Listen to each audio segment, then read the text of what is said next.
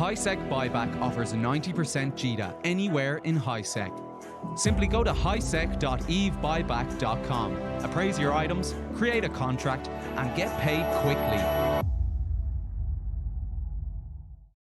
Hello, and welcome to Talking in Stations, a podcast about EVE Online.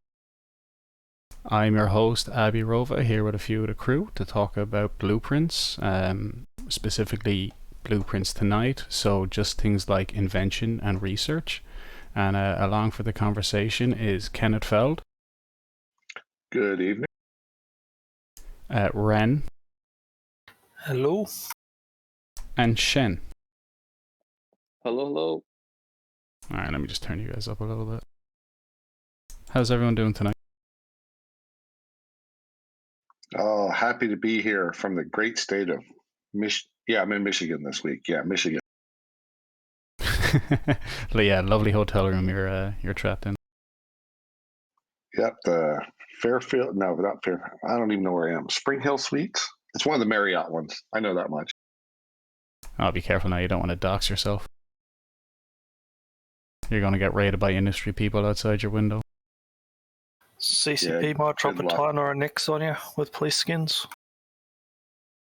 Yeah, I'm pretty much out in the sticks out here. Anyone that goes that far out of their way, yeah, sure, whatever. So tonight we're going to be specifically talking about like blueprints.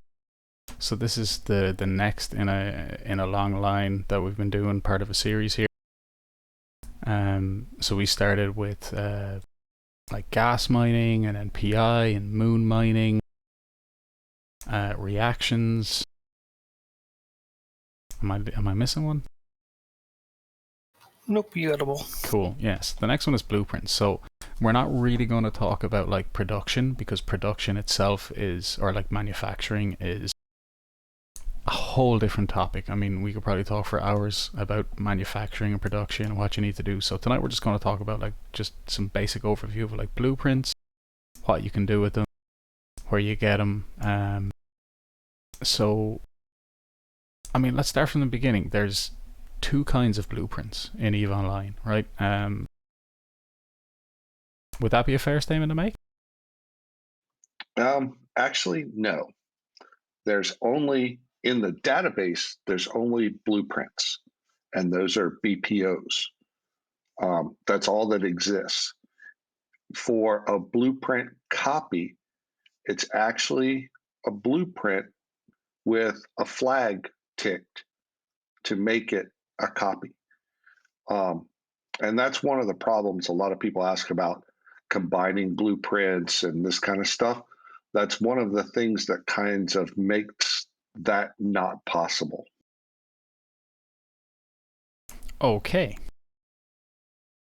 So there's only blueprints and only blueprint originals. The second kind I was going to say was like an original and then a copy, right? Because what you can do with an original, you can't do with a copy. And what you do with a copy, you can't do with an original. So by that I mean things like you take your original, you make your copies, you do your research, and then you take your copies and then you invent them for Tech 2 stuff. Yeah, the only thing that you can do with both is manufacture, but everything else requires one or the other. Hey, cool. So, Blueprint Originals. If you don't know, these are probably the things that might like clog up your screen on your rewards for your daily logins sometimes. No, those are copies. Oh, that's right. There are only two wrong copies. I thought they were just cheap originals. My apologies. So an original, they come from a NPC buy orders or NPC sell orders, right? Correct. All the blueprint originals in game have to be bought from some NPC station somewhere. Some of them are racial. Some of them are based on the corporation that owns the station, that type of thing. It's all based on lore. And for the life of me, I don't understand any of that stuff. I just know where to look up and see where to go buy it. And then I go to that station and buy the blueprint. Yeah, that's a really good point actually. How they are split and the fact that some modules, like basic modules, would be available throughout all like 4 Empire regions, and then often you'll find let's say the blueprints for the Caldari ship hulls. They'd be more prevalent in the Caldari Empire space or stations, and likewise Mar weapon systems. I mean, there is a mix. So I think like you can get some like predominantly shield stuff you could probably buy in Galente and Caldari space. Right. Where it really gets weird is like newts, nosses, the batteries, PDSs, the power diagnostic systems, that kind of stuff. Where you think they would be, or what ships you mainly use them on, that's not the same empire that you buy them from. So it's kind of counterintuitive to a certain degree. And I really just gave up. Most of all, the good thing is most of all the mining stuff, that all comes from ore out in Outer Ring. So that's pretty easy to figure out. All of the blueprints for Tech 2 production all come from within the empires, but they're not necessarily available at the Empire Navy stations. They would be like Calicoda or Ishkun or some of those that have the Tech 2 ships. A lot of times you have to get those BPOs from the different corps within the empires. So one thing I was just looking up here was like when I do it in game, I'll just quickly check the market. If it's not up on the market and like I don't have it in my direct region, because I'm definitely not buying this stuff in Jita, right? I mean, you can buy this stuff in Jita, but you pay a markup. I think it's kind of easier to like try and buy them from the NPC hubs closest to wherever you're setting up. But like I'll often just go and I'll check Fuzzworks.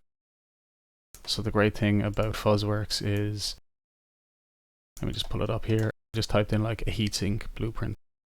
So this would be a energy weapon damage modifier. So this is like Amar laser weapons.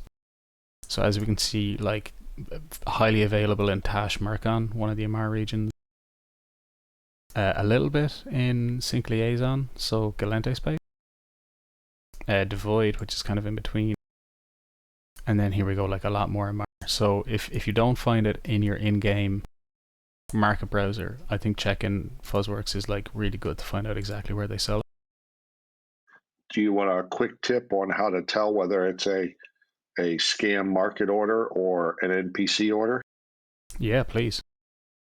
If it's greater than 90 days, then it's an NPC order, because a player cannot put up a market order from greater than 90 days.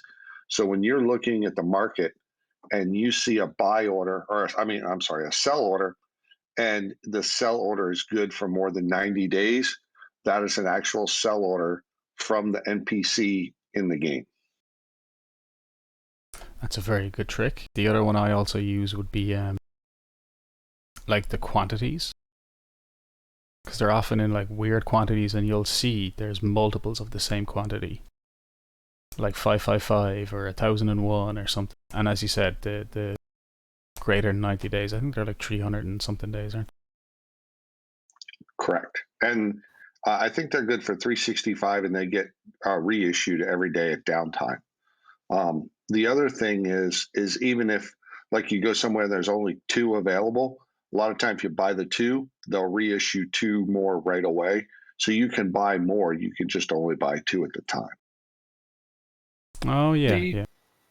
Trick I use is I just go to Eve Marketer and find where the cheapest one are. Yeah, you can do that on Fuzzworks as well. I believe all that data is in the SDE, the static data export, and that file is available from CCP, and it's how a lot of these websites are built. They use the information in there to populate their database to provide services, third-party services to EVE players. So, for the most part, we will, let's say we want to decide to dip our toes into industry, we might want to go and grab a couple of cheap blueprints. We get our blueprint originals from our NPC buy orders. And once we have our blueprint original, there's a few things we can do with it. But to do the things, we also need a couple of skills, wouldn't we? So, not necessarily. A new player, even an alpha, would have the basic skills. You could produce, copy, and you can ME and TE. Like if it's basic T1 stuff, you can perform ME and TE on that BPO with just the skills you get from a day one pilot. You could just only do it to, I think, one blueprint at a time. You couldn't put in multiple jobs, but you could do one job and do almost anything for a basic blueprint. yeah, I know there's some like blueprints that would only require like mechanics or hull upgrades. But as you get deeper down the chain, there is some T1 modules which, even if you're doing basic research, would require an extra skill. So I think like the prototype cloaking device would be one of them that might require like a cloaking skill or some other upgrade. I'll have to look that up right now.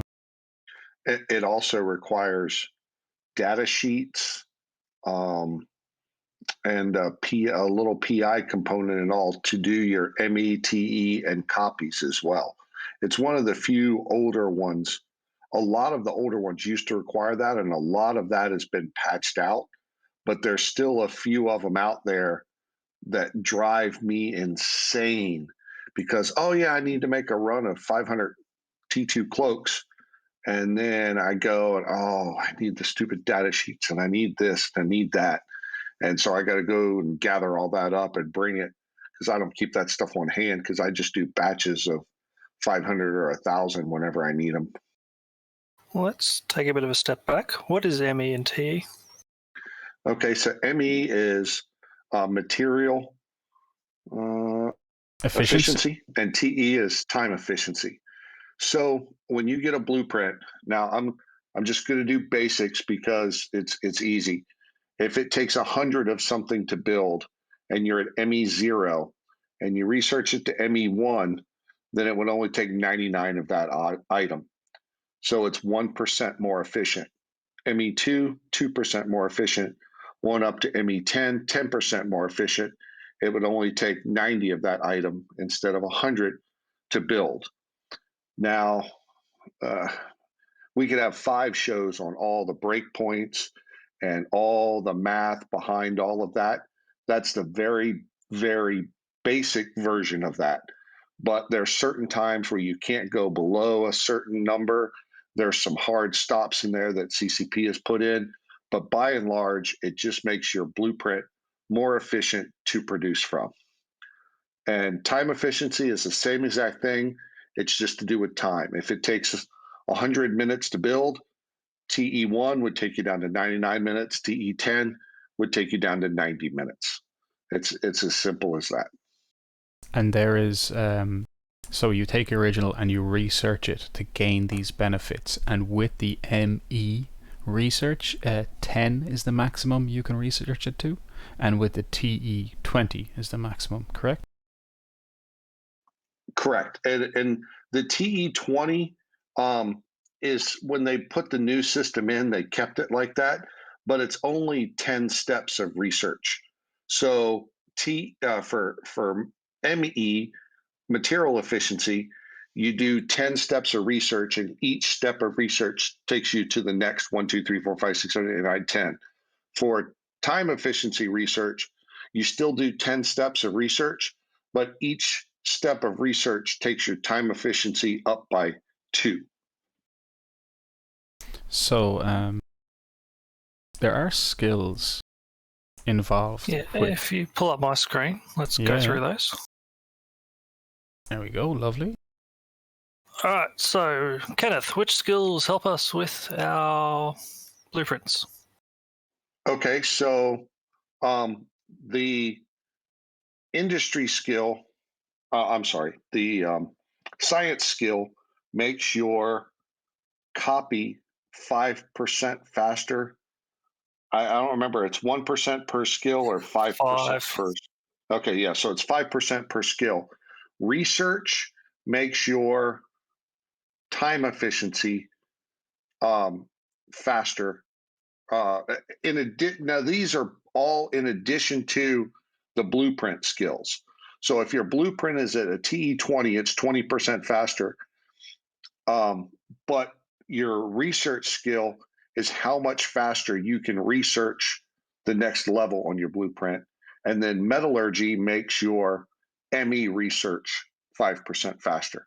So if it took 100 minutes to go from ME0 to ME1, and you had your metallurgy at level 5, 25% faster, it would only take 75 minutes to go from ME0 to ME1.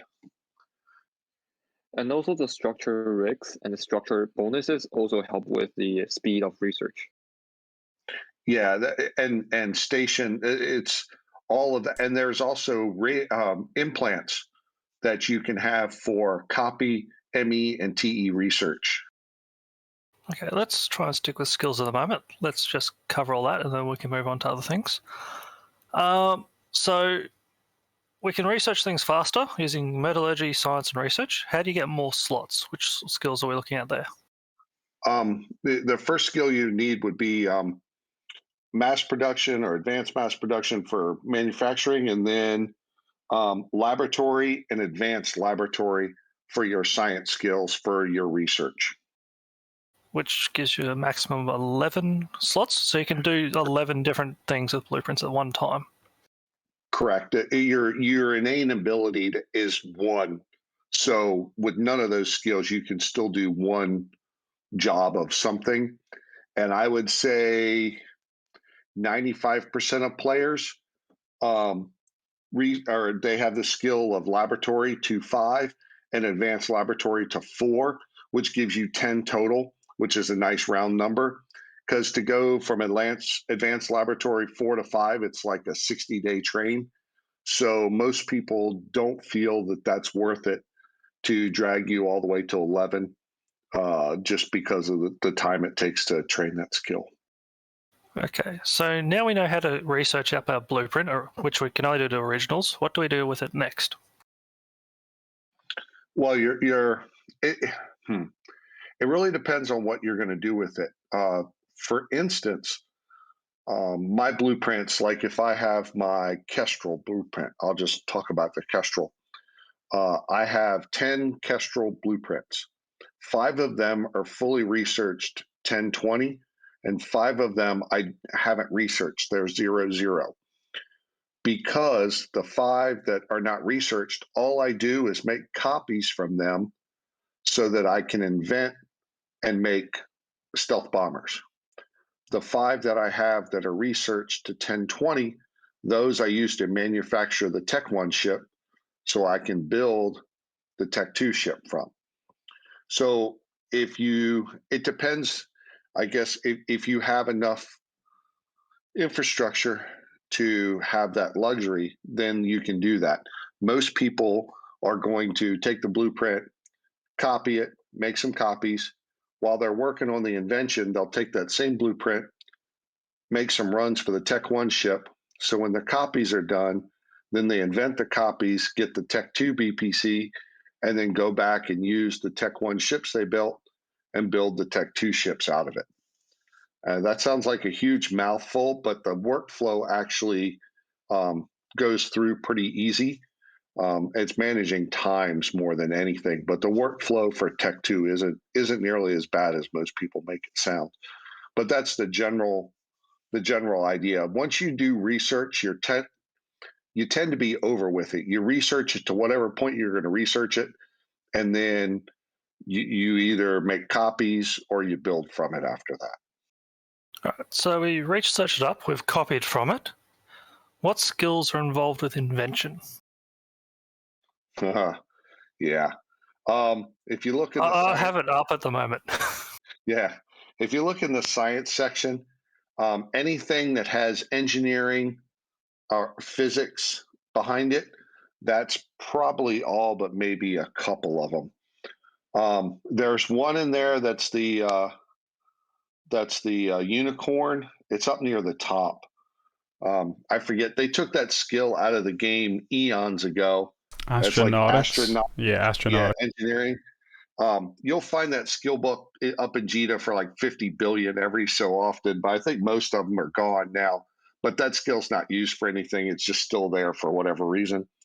But for invention, the chance is based on a few things. One, there's a base chance for whatever you're trying to invent. And then there's three skills that are involved. I'll turn this way. Three skills. One is the engineering, the racial engineering skill for whatever you're trying to invent. So there's some spaceship engineering? The Amara Starship, that's only for starships. The other one, the Amara encryption methods, that's the one that's used for modules. And each race has that, right? So we have the Caldari Correct. hulls, the Caldari modules, and so. And also, Right. it also depends on what kind of module you're talking about. Let's say armor, I think it tends to be Amar or Galente ones. I don't remember exactly for which of them, but there's one race that's assigned to each module when you're doing the T2 invention. Right. Yeah. So whatever module you're picking, it's going to have one of the four races on there of the encryption method, and then the other two will be something that's I don't know, lore wise works with that module. So like if you're doing a laser gun, I think it's laser physics, electrical engine or electronic engineering, and Amar encryption methods. Now, I may be off on the electronic engineering one, but I know the laser physics is part of it. And so each one of those skills from 1 to 5, whatever you have them trained, adds a little bit of percentage to your invention chance. So then when you bring up the invention in your industry UI, it takes all your skills into account, it takes the rigs into account, and then right above where the invention is, it gives you the percentage that you have of getting a Tech2 BPO from that invent. So there's actually one skill that we kind of missed in there. If you could put it up, scientific networking. I'd just like to touch on that because this is kind of a handy one. It allows you to start your jobs from a distance, so you don't have to be in the exact station that the job is in.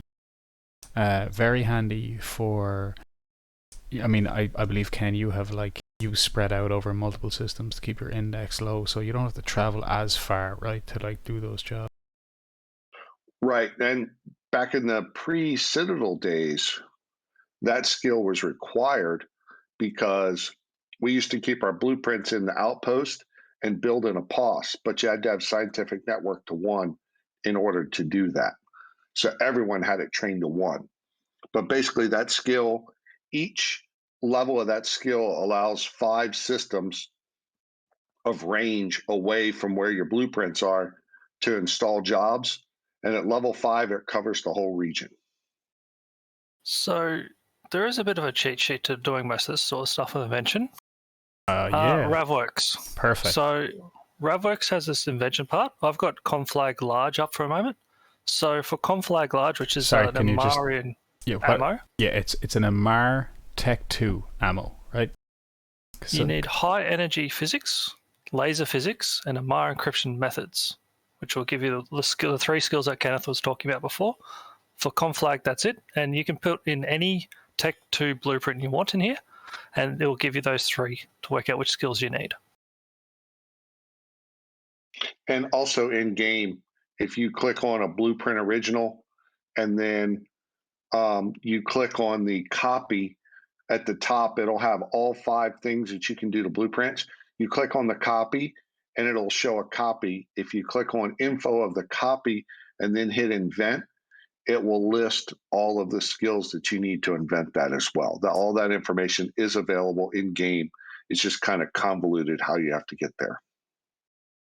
Yeah, let's just pull that up. Hit that view and industry button. So this will show us like the outcome of one run of this blueprint will be 4 conflag ammo.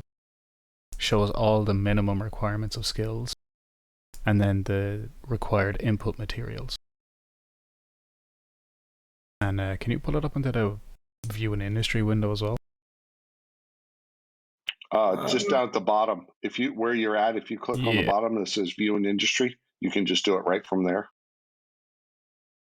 And this is nice. I mean, like, it's never fully correct, but it'll give you a rough idea of like the ISK value going in.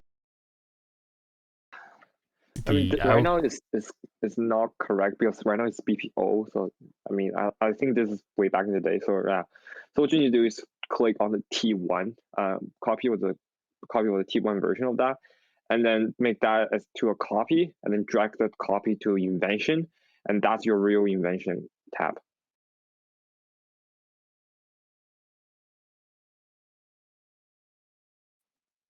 No, for conflagration, the T1 base is X-ray. Scorch should be for the other one. Yeah, but Scorch is ultraviolet. Yeah, X-ray. So, and then you can drag that one to the center. Yeah, that way. So you drag the copy into the center, and then now you have an invention tab, and then here is your chances with decryptor as well. So decryptor is something that you can use basically to increase the chance, increase the ME or TE on the T2 BPC that you're going to create. So, I mean, there are only, I think, a few of them that you have as options, and each of them cost different price. So you can buy them in JITA, so they're loot from data sites in anywhere in space.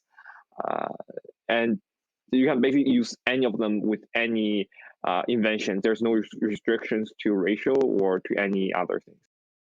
Yeah, let's just real quick. When we want to do an invention, right, we take our copy of the blueprint original we've made. Now, let's just get this straight, and I'd like to be correct here. So, Kenneth, hopefully you can correct me if I'm wrong. The ME and the TE research of the copy going into the invention makes no difference on the outcome, right? After 2014, it is not. Before 2014, it did. But as of 2014, the Creus expansion, it does not. Yep. So when we take, regardless of the input ME and TE on our blueprint copy, the outcome, if we get a successful invention and we get a blueprint, a Tech 2 blueprint, what are its base values and stuff, right? So I think it's 2 and 4. ME2, TE4, I think, is the base. Man, I haven't made a base in forever. Yeah, it's 2 and 4. And how many runs? Because I think it's different then as well, isn't it? So for ships, it's 1. For capital, it's 5. For everything else, it's 10. And then there's about 25 exceptions to the rule, and they're 5 as well. That's about the best I can tell you. What about ammo? If I was making, so we saw there on ammo is 10 for the most part, but it's 10 runs, and each run will make multiple ammo. So don't get the output and the runs confused. So like if you do conflag, one run of conflag is 4. So if you get a 10-run BPC, you can make 40 conflag from that single BPC, but it's still just a 10-run. Yeah, cool. So always like make sure to be checking your inputs and your outputs. And also decryptor can change the runs as well, I think. Exactly. So that's one of the yes, absolutely. Yeah, if we go back to the RavWorks thing there, Ren, this is what I love RavWorks for. So we said that when we do this invention, we always end up with a 2 ME and a 4 TE, and then the number of runs will vary depending on what you're building exactly. The decryptors change various properties. So the property will be a probability multiplier So this is like an extra increase chance of success. It could also add runs, increase the number of runs on a blueprint. There's a material efficiency modifier. Sometimes that's a plus, sometimes that's a negative. And then there's a time efficiency modifier. Again, sometimes that's a plus, like plus 10 is the largest and like minus 2 is the biggest. So you might want to trade off more runs, so you get like more runs out of the blueprint, but then it would have a lesser chance of success, or a higher chance of success but with less runs. Yeah, so that trade-off we can see with, let's say, inventing a jump freighter's BBC. So jump freighter, I think, is the biggest T2 ship right now in the game. So their BBC can also be invented through the T1 version of them. And a lot of times you see people prioritize, first of all, success rate and ME, because ME on the jump freighter can change a lot of things. It can change a huge cost.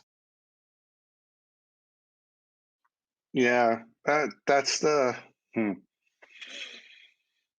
Everything you said is correct. However, those of us that build jump freighters typically don't do it that way for various other reasons, because you can only have so many copies per month on a freighter without having massive numbers of freighter BPOs to make copies from.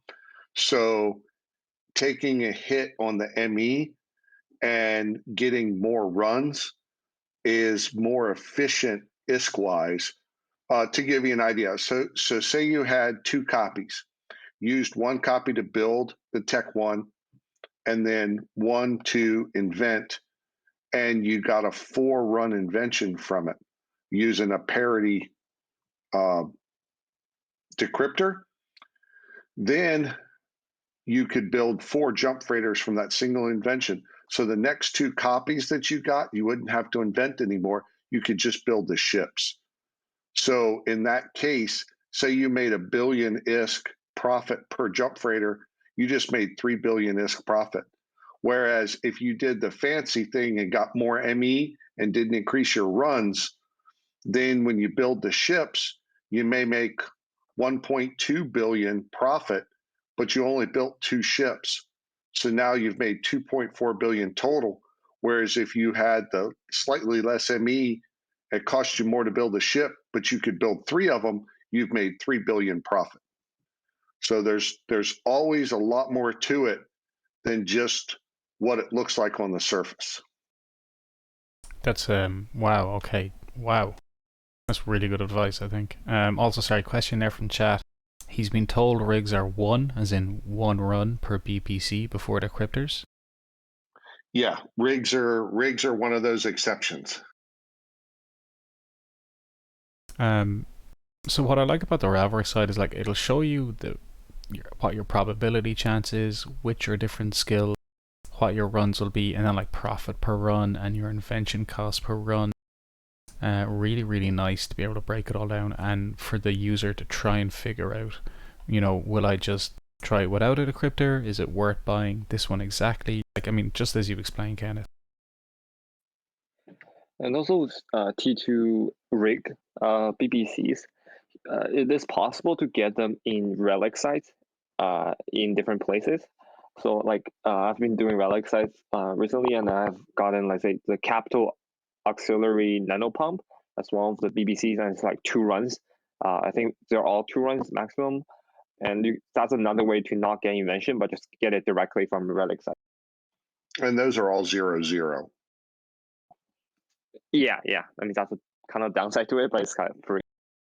Yeah, you'll often find them on contracts. And actually, speaking of contracts, the only thing you can buy and sell on the market would be Blueprint originals. So whether you buy them from NPC orders or you buy them from like JITA and pay a markup, or like as Kenneth said, the ore requirement stuff, so like ventures, retrievers, all that stuff is only sold in like nullsec.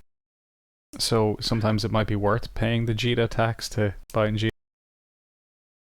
one thing about selling the blueprints, when you buy a blueprint and it's brandy new, it will have a little number down in the lower right-hand corner that it'll be either 1, or if you have a stack of 5, it'll be 5. Excuse me. The minute you use that blueprint for anything, that number goes away. The second that number goes away, you can no longer sell it on the market. You cannot repackage a blueprint. So if you do an invention, or if you do a copy, if you do METE, or do manufacturing with it, it's yours. The only way to sell it at that point is contracts. And that's the only place to buy and sell Tech 2 blueprints, whether they come from like originals or copies, because the Tech 2 blueprints, again, cannot be sold on the actual in-game market.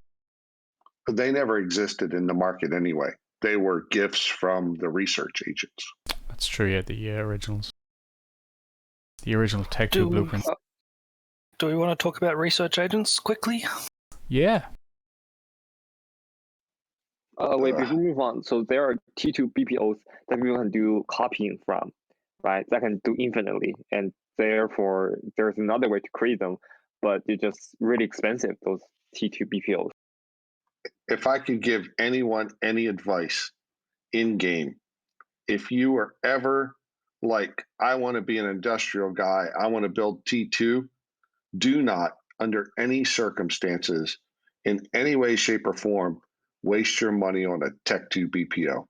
It is the day Creus hit, those things became worthless.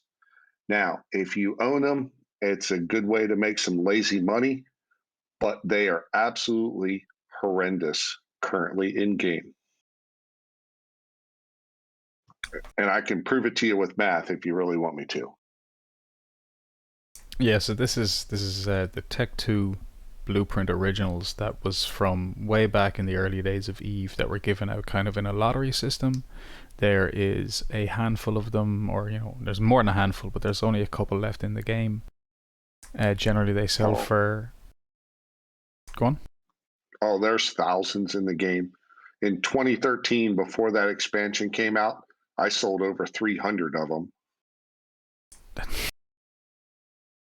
Okay, but there's thousands, but I think they kind of, I know they're useful, but I think they kind of fall into the category of a collector's item in a way. Yeah, they're pretty much novelty at this point. I'm sure people are still building from them, but they're just so inefficient, it's not even funny. And they're so expensive to recoup your cost, and then to even try and make a profit and break even would take a long time, right? Yeah, it's most of the ones that I see now are going on 15 to 20 years return on investment. Yeah.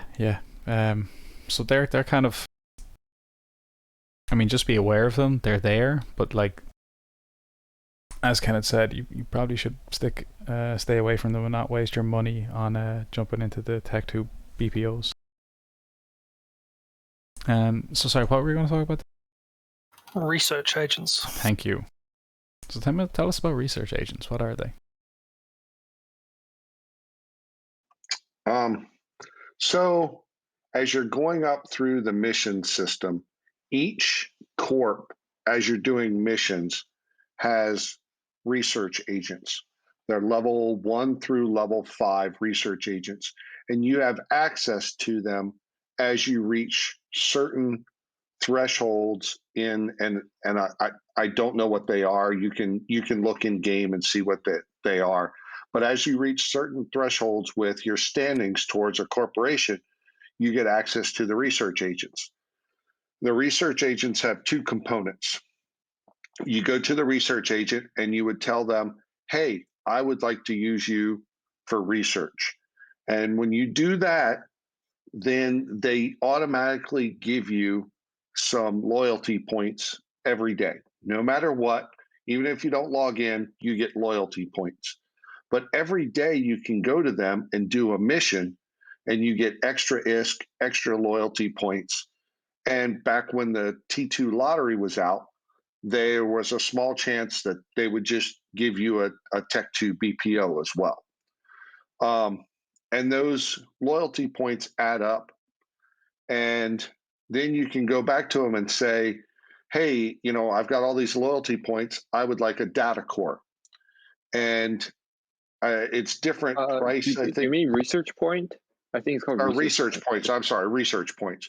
But then you can go back to them and you can trade those research points in for the data cores.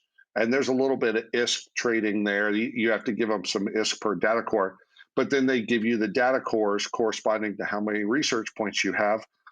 And then the data cores are one of the inputs into the inventions. And that's how the data cores used to be gotten in game. Then they added data cores to the faction warfare loyalty point stores, so you can get them that way as well. But that's how, and there's a skill called research project management. Each skill that you have in research project management allows you to add an extra research agent. So you can have, I think, 5 level 5 research agents going for you at the same time. And each agent, level 1, 2, 3, 4, and 5, the higher the number, the more research points you get per day from that agent. So the faster you can build up the number of data cores that you accumulate.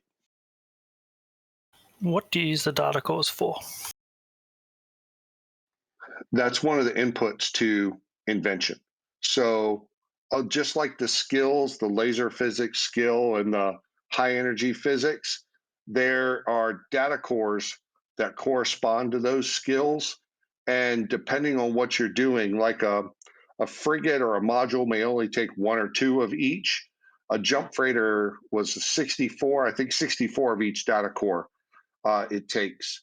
Marauders are like 32 of each.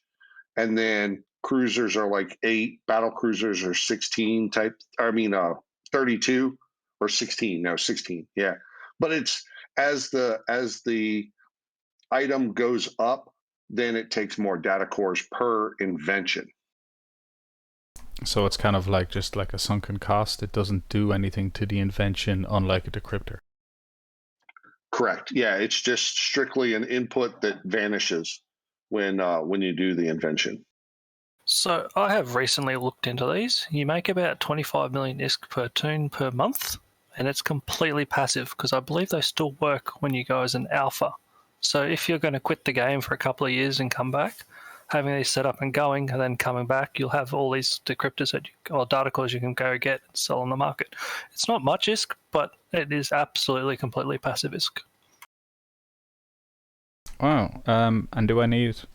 Is that 25 mil at like level 5? Yeah, something like that. It wasn't a huge amount of ISK. Like, for the amount of skill points involved, for me, it wasn't worth getting. But it was something that was interesting to try out for a first time. And the weeks and weeks of grinding to get the standings with the corp to be able to get level 4 or level 5 agents.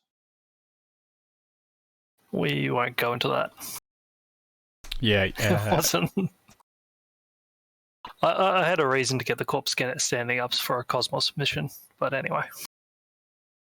Oh, so we did mention briefly, like, there's a lot of great tools and third-party tools made by the EVE community. Standalone software like EVE ISK per hour. But like the 2 main websites that I would use for my, I guess, very small industry would be Fuzzworks, Ravworks, and then also the new one, EVE Cookbook. Is there any other major site? You're forgetting one of the better ones. Yeah, the please. Lazy Blacksmith. Thank you. Lazy Blacksmith had the invention chance since the beginning. And the way that you kind of have to be careful because certain programs will take runs into account, certain won't. So I haven't looked at Ravworks since he added that, but Lazy Blacksmith does take runs into account when they itemize the amount of ISK that it costs you for a run. Because if you put in 10 inventions and you have a 60% chance, the other 4 that you don't get that cost gets factored into the 6 that you do. So you have to add in that cost to the 6 that do, succeed, because it cost you for all 10. And that's a cost that most people overlook. The other website I really like is Eve Orchestra. I'll put it in chat. Yeah, do. And what it does is it can track all your jobs across multiple tunes, because most industry people don't just have one tune. The issue I was having was I would have to log in every single tune every day or 2 days to work out which jobs had finished and which jobs hadn't finished and all that sort of stuff.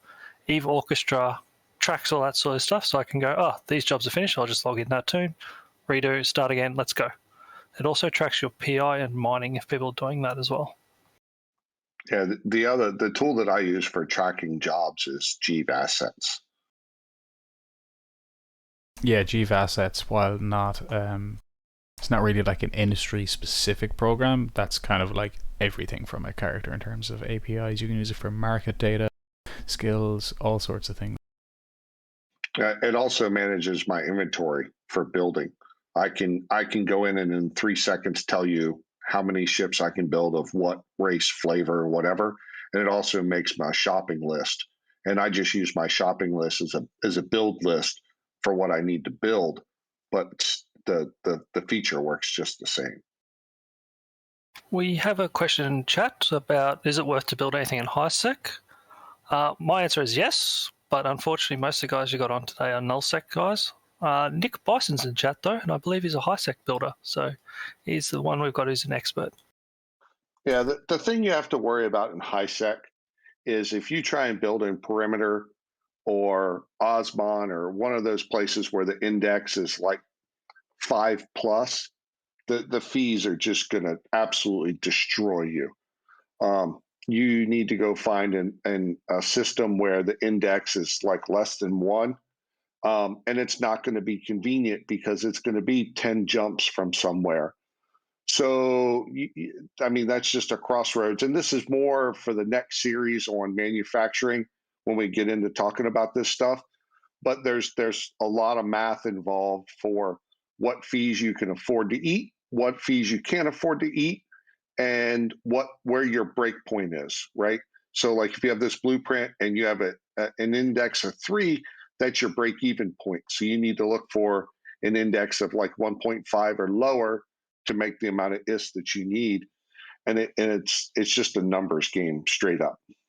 So we talked about industry index a bit in the reaction stream. There's an industry index for each type of blueprint thing. So your copying will have an industry index, your time efficiency has an industry index, and your material efficiency also has an industry index, and they're all different. So you need to make sure you have a bit of a look about that before you start running all these jobs. That is displayed on the in-game map, isn't it? Whoever has the screenshot up now, right where your mouse is, if you click over that stations tab or services tab, I forget whatever that center tab is, it will show you all the indexes on mouse over for wherever you're looking at. Sorry, which one? You have the jobs tab, the one to the left of the jobs tab. Yeah, I'm on facilities. Yeah, facilities. Okay. Yeah, so down there in the sections, yeah, there you go. You're mousing over now. Yeah. So that'll show you the index of the systems where you're looking at. Yeah, and like I personally don't really do a whole lot of like actual manufacturing, but I do research, copying, and then I sell those copies on the market and contracts, or I'd use them a little bit. And because my setup is, I'm not producing, I don't have to haul high volume stuff. I mean, every now and again I bring a small fast ship, less than 2 seconds a line, full of blueprint copies to market. My setup is actually very far away. So I have the luxury of buying up my blueprint originals, moving them out there, and then they very rarely have to move. And I just move the copies to market when there's either like a shortcut with like a wormhole, or through Terra or something, or I just go the long way through high sec. But I just do I do my copying, I do my research on them, and then I sell the copies. So so you don't have to make your ISK from blueprints from actually building anything. You can research them and then sell the researched ones. You can find these very easily on public contracts, or you can sell the copies as Abbie has been talking about. And I've just found some conflag ones here. Yeah, I mean, there's a whole cottage industry. If you look, if you search for contracts for T2 components, you'll find packs for Amar, Mimitar, Caldari stuff that'll have all of the Tech 2 component BPOs, all researched to 10 and 20. They're normally 70, 80, 90 million, I think, something like that for all of them. But you can buy them all for about 30 million, and they only take like 4 days to do the research on. But most people, if they don't want to spend the time doing that, or hey, I want to build my next ship, they just go buy the packs and go on with life. And the same thing with rigs. You'll find packs of rigs, like all the small rigs, all to 10 and 20, all the medium rigs to 10 and 20, that type of thing. And they're expensive on contracts, but they're convenience, and there's a price for time.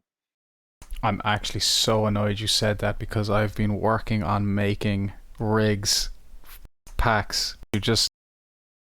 Now everyone's going to be doing it. Did I blow your You just blew my whole business. I hate to tell you, people have been doing that since 2005, when large rigs got put into the game. I know. Where'd you think I got the idea? But why'd you gotta go advertise it even further? Well, you waited 15 years to come up to work out that idea. No, not 15 years. I've been doing it a while, but you don't gotta go. God. Hey, that was free advertising for you. Oh, good. Aye. Actually, that's a great idea. If anyone needs rig blueprints, hit me up. I got them. Fuel blocks too. Sorry, just as we're on this, there was one thing that came up when we were talking pre-show. Capital Meta Blueprints. What's that about? So, Tiercide, if anyone knows what that means, it's when they went through and it used to be like for sensor, 8 different variations of sensor boosters, all kinds of variations. And they were just a tick different. Some of them, like 3 of them, would be the exact same CPU, same whatever, and the exact same, just different names. And it was so confusing on what was what. So Tiercide, they went through and they renamed everything, and they consolidated a lot of stuff. So you have the Meta 1 or Tech 1 item. You'd have a Meta item. Normally one was like better fitting, and one was a little bit better, maybe worse fitting, but a little bit stronger. The other one would be less fitting, but a little weaker. And then there'd be the Tech 2 one. And Tech 2 is Meta 5, I think. All Tech 2 items are Meta 5. So, and then you'd have the Meta all the way up to 14 for the officer ones and stuff. But what they did was consolidate a lot of that stuff. And this was before Citadels and right after the industry patch, but it was being talked about at the same time. The idea was that all the modules that dropped from the NPCs would all go away, and all the NPCs would drop would be little bits of poo that you would use to build stuff, and all the meta blueprints would be on the market. Well, Tiercide happened a few times. They went through and did a bunch of stuff, but the meta blueprints never showed up, never got that far. And then the Tiercide kind of got dropped for a while. Well, in 2016, when the capital expansion came out, they put all the meta blueprints in, and the stuff that you need to build those drops from capital ships, capital NPCs that you go kill, and then they drop these little drone poo or capital poo items, which you can sell in the market in JITA. And then you can use those to build the meta modules. So they did it for the capital stuff, They just never got around to going back and putting it in for the subcap stuff, and I don't think they ever will at this point. But that's how it came around. The blueprints are fully available. You can make copies of them. You can't invent them because there's nothing to invent from them, but you can research them, and you can make copies from them, or you can build from them. That's it. Shen, were you going to say something there? So those kind of capital pools stuff, it's technically their name is called named product or named components. You can find them in markets. So you see often things called enduring compact compounds. Yeah, like compact compounds or something like that. So those things are going into different kinds of meta modules. So those are the capital ones. Just like Kenneth said, they drop from capital rats, which is rare, but with the addition of capital ratting sites in the future in Q4, if the drop rate is the same as before, then price of them will drop significantly, I would say. But the price of them is already very low right now. So yeah. So this is really interesting. So with a subcap, whether it's like a 1 or a 10 or 100 MN afterburner, I get the blueprint original for the Meta 1, and I can invent the Tech 2, and all the in-between items, the enduring, the compact, I actually get as drops from rats and other loot, right? But with the capital module, we actually have a blueprint for these individual meta levels. Correct. And on top of that, the metas are what we call dead end items. So once you make a Tech 1 item, and a Tech 1 item, you can either build a Tech 2 or a meta. But once you build the meta item, you can't go back to Tech 1 and you can't go to Tech 2. They're done. So that's all that can be done with them. The only thing that you can do with them at that point is reprocess them. Yeah, and those things require skills. That's called the capital ship construction skill. It's the same skill that you need for construct capital ships and components, I believe. Yeah, that's any capital item requires capital construction skill. That's very interesting. I actually never knew that until tonight, when you were explaining it. Yeah, and so it also requires that T1 version of that item, which means that the T1 version can go into either the meta stream or the T2 stream, which then can go into the faction ones. So there are capital faction module BBCs. They're really rare. So they drop from like true Sansha dreadouts or the domination angel dreadout, those kind of faction capital NBC ships, capital ships. So they can be either NBC Titans, NBC Dreads, or NPC Super Carriers. Oh yeah, we see that now on screen, the Tech 2 going in. Yeah, that workflow is actually in several items. So all the Concord stuff takes Tech 2 to build now as well. But it's something that most people don't know about too much anymore because the AT doesn't allow them. But the integrated drones and the other augmented drones, the integrated drones are like meta. They use a T1 input, and the augmented drones uses a T2 as input.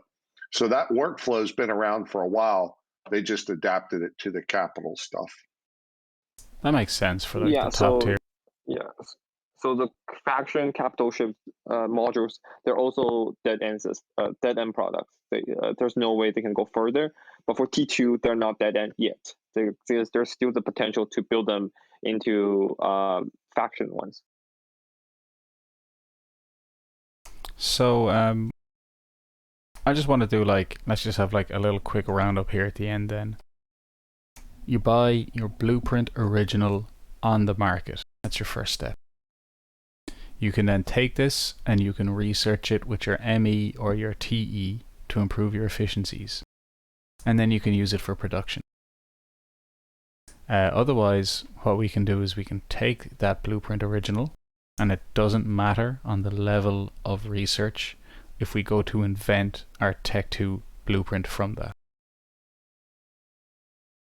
Would that be a fair assessment? Yeah. If anyone wanted to like try this and just get into research, whether it was buying a blueprint, researching to build or to make copies, or even to go as far as invention from this, where might be a good place to start? Any tips? I mean, you already gave away the rig pack tip. Yeah, the Tech 2 components, that's usually a good one. The frigates don't cost a whole lot. I think they're, I don't remember how much they are, 600,000 or something like that. I can't remember.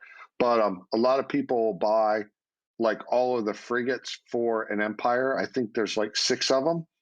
And you can research them to 1020 pretty quickly and then make BPCs, maybe 10 run BPCs, and they'll sell a pack that is all Caldari frigate BPC pack, and it'll have one blueprint of each frigate type in maybe a 5 run or a 10 run, fully researched, and sell those as a BPC pack as well. Yeah, I think Lily we've mentioned faction ships, at least their BPCs.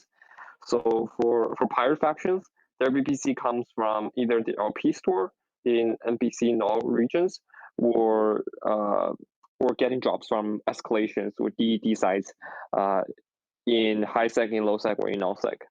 And for the Navy ones, I think they're only be able to trade it with LP plus ISK in those LP stores. Yeah, that's a very good point. So things like the Gila and the Worm would be drops from Garista sites, or you could get them from the Garista's nullsec LP stores, and then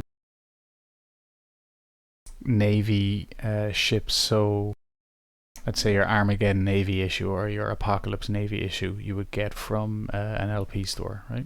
Is that what you were trying to explain? Yeah, and also with that, the what is it called, the Leshak and the Thunder Trial. Well, the Thunder Trial is not that much different. You can trade it from LP store, but the Leshak, you get them from the Abyssal Death Space, or you can trade them in the Parchment LP store. So there are 2 options, but right now, if you look at the price, I think it's more efficient if you can just get it from the Abyssal Death Space and then just sell them on contract. So they're all BPCs, they're not BPOs, and there are no BPOs for them, I think. So the only way to get them, either you trade it yourself with LP or you get them from a contract. So with the industry changes, the faction blueprints are kind of worthless nowadays, relatively speaking, and you're better off just using LP to buy the actual ship or the module. Yeah, okay, Yeah, make sure you clarify that. Faction ship BPCs, because there's a lot of faction BPCs that are still worth a cubic ass ton of ISK. Yeah, and that is true, excluding the Thunder Child and the Leshak. As on the market right now, they're pretty much at their build cost, to be honest. The Thunder Child is about $1 billion, but right now they're selling 1.2. I think it's going to go down, but the Leshak is definitely at like their build production cost, because there's no other way to get the Leshak hull with LP to direct hull. So for other ships, there's a chance, or there's an option for people to get directly from LP plus some ISK to get direct ship hull instead of get BPC, which means that you can skip the manufacturing part of it, which can save a lot of money. Yeah, you just need to, often you'd hand in the Tech 1 version of the ship, bit of ISK and LP, and then you get your faction or like your Navy version back. One thing, sorry, go on. We are planning to do an LP show later on in terms of this little series, so we might leave that for that show. That's a good point. Yeah, try and work out the costs and what's good and profitable. One thing actually I would like, when I started looking into blueprints to research, would be like, okay, what gets blown up? You know what I mean? Like what's actually used, what's blown up, what needs to be replaced, or what's consumed. Munings. Yeah, that's how I got into manufacturing. My very first night in the game, I followed my buddy into low sec, and some gate campers ganked me because I was just still in my Corvette. And so my buddy went and got a ship, came back and took out the whole gate camp. And I was like, well, how do I get a new ship? And he's like, I'll just dock up. They give you one. It's like, okay, how do they get a new ship? Oh, well, they got to go buy one. So then I went back out there. I was like, hey, we can build in this game, right? Yeah. Well, I'll tell you what, I'll build you ships. And so my first job was supplying those geek campers with new ships after my buddy blew theirs up. That's quite lucrative playing both sides. One thing as well is like I like things like fuel blocks.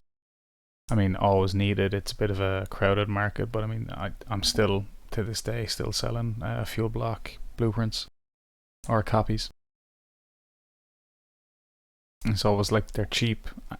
Anything small and cheap to get into is a good place to start. Ammo is a good place. That's what I usually recommend to people. Ammo is also something that's good to get into for Tech 2. Ammo and frigates. Stealth bombers, they go like hotcakes because they're cheap and they're about the same as a sheet of paper or tinfoil. Yeah, very good point. Stealth bombers. Someone said there in chat, sabers. Again, that's a great example. They're basically used like ammo. Yeah, destroyers are a little bit harder to make, so I generally don't have people start with them. But if you're a little gung ho or you've built for a while, that could be an easy way to step into it as well. Yeah, absolutely. Well, listen, guys. Thank you so much for hanging out with us tonight and talking about blueprints. And if anyone has any tips or advice or help for newbies to get started with them, throw it in chat or like on the YouTube comments when this goes up on YouTube tomorrow. We will have links to those tools as well in the video description, and if there's any tools we missed that you use, drop them in comments as well. It'd be great to like share them around. I can't believe I forgot about lazy blacksmiths. Do you know about Aletha for LP stores? Yes, that's a very good tool. Fuzzworks does a kind of LP thing, but it's a bit... Anyway, we won't get on that topic. But yeah, Aletha is a good tool to see the cost of blueprints. And Eve Orchestra as well, the one that Ren linked as well. That's a really cool up-and-coming tool. So listen, thank you very much for hanging out with us tonight. Fly safe in Eve, and I'd just like to thank the crew. Kenneth Feld for giving up your time in your lovely hotel room to come and chat with us about Blueprint. And Shen and Ren as well.